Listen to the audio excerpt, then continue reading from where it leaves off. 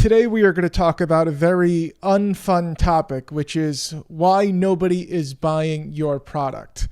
So what you're about to learn is the most toxic trait you can have in marketing and business, how to know if your product is failing, the sad story of Pedro, why you need to be the bridge, and the one question you must always ask yourself when you're launching someone new. So why listen to me? My name is Michael Camo, and I teach marketing and product development strategies based on over 100 million emails sent, countless marketing campaigns, over 50 product launches, many of which failed miserably, and some that worked spectacularly well. So this video is for you if your product is not selling and you're a little angry about it. And it's all based around a very simple idea. The most important part of marketing is what you are marketing, the thing, your product, your service, what you are trying to sell. So let's talk about being toxic, because before I said I would tell you the most toxic trait you can have, and it is you think people are stupid because they don't see how brilliant your product is. If this thought has entered your mind, you are failing already. You need to go back to the drawing board. Seriously, I've met a lot of people that say this out loud, or they even imply it, and it's always a disaster. So if you think like this, you need to get your head rewired. You are in very big trouble. So let's talk about why products fail. And the obvious answer is nobody wants what you're selling. Marketing is important. Yes, very important, but it is secondary. And later on, we're going to talk about what winners look like. So I hope you stay tuned. The problem is everybody wants new marketing because they think marketing is an easy fix. Nobody wants to admit their product is bad. When I say bad, I mean it is unwanted. We could talk about the why later. And the thing most people miss here is good products tend to sell okay right out of the gate, even if the marketing is not that great.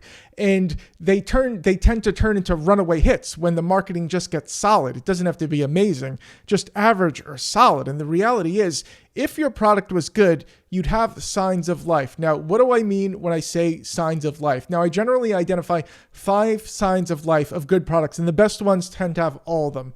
And they are, first thing is immediate sales upon launch. And again, this goes back to that whole idea of selling even without great marketing. If you sell right off the bat, that is a very, very good sign. And then, of course, you want sustained growing sales over time. That's also very important. Third is spontaneous testimonials. Are people writing in and telling you your product is amazing? Are people talking about you on Twitter and Reddit and YouTube? Are they writing reviews? The fourth one may not be obvious, but yes, spontaneous public complaints. If you have haters, that is often a good sign, because to have haters, you have to have pretty good reach. And remember, nothing has 100% satisfaction rate. So if you have haters, that's often a sign you are on the right tracks. And finally, people treat your product like a platform. They start doing stuff out of your product. For example, let's say you write a book. If people start doing things like making AI prompts based on what they learn in your book, stuff like that, that is huge. So you want to pay close attention to those types of things. So the core problem you may have is, and it's one word, 3 letters, and it is ego.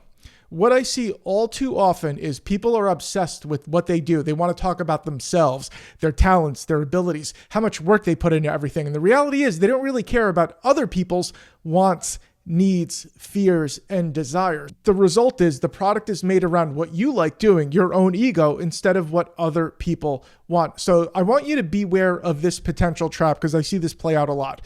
You get some early sales, which makes you feel good. Then the sales slow down. And then you try new marketing strategies and they just keep failing over and over again. This is a very, very bad sign. And this is a sign you need to think about going back to the drawing board. Now I want to tell you about Pedro. So Pedro has been promoting a digital subscription product since the late 1990s. It has never succeeded on any real scale. And over 25 years later, he still thinks he can make it work with new marketing. It's never even occurred to him that his product is not great. And when I say it's not great, it means nobody wants it. Now, we could sit around and argue all day long around why, but even if we got to that answer, it adds up to do something else, because whatever you're doing now is not working. So this is what Pedro thinks and feels. If only people got it, they would buy and be happy, as if there was some marketing message people would hear and they would be like, oh my God, I need to get his thing.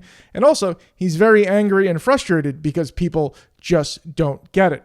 Doesn't occur to him, I might need to do something different. And again, yeah, At some point, you have to pivot. If your first 5 marketing campaigns fail, don't bet on number 6. Just admit it's not working and move on. It's okay to start again. It's healthy. Now I want to talk about how you can avoid the ego trap and make products that actually sell. The goal is, in under 15 seconds, you must be able to say who it's for and what people get out of it.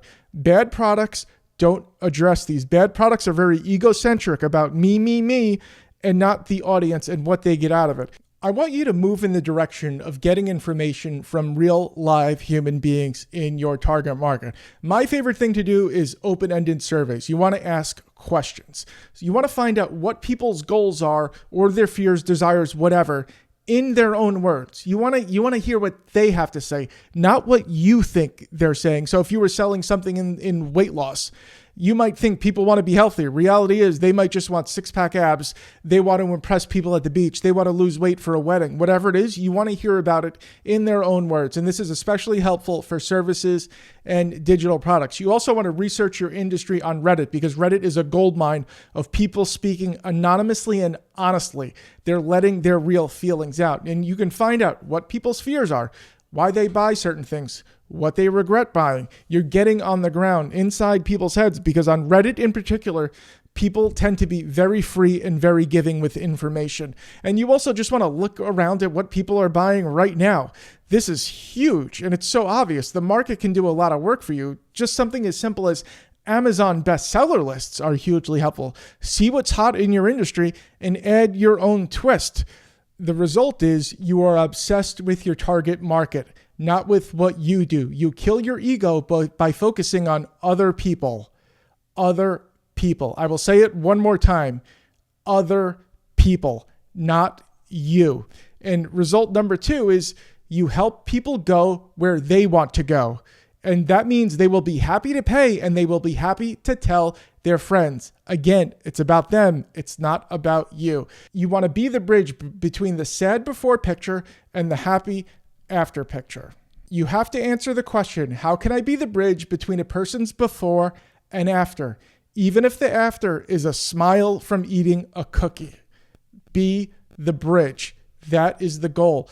Now, if you want to learn my email marketing strategies for free, you can go to michael99.com/YouTube. Link is also down in the description below, michael99.com/YouTube. And of course, if you enjoyed this video, please hit the thumbs up button. Please subscribe, and I'll see you soon.